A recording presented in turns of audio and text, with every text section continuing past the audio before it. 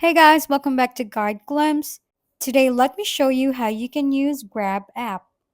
Open your Grab app on your mobile phone, then tap on the All option and go to Transport.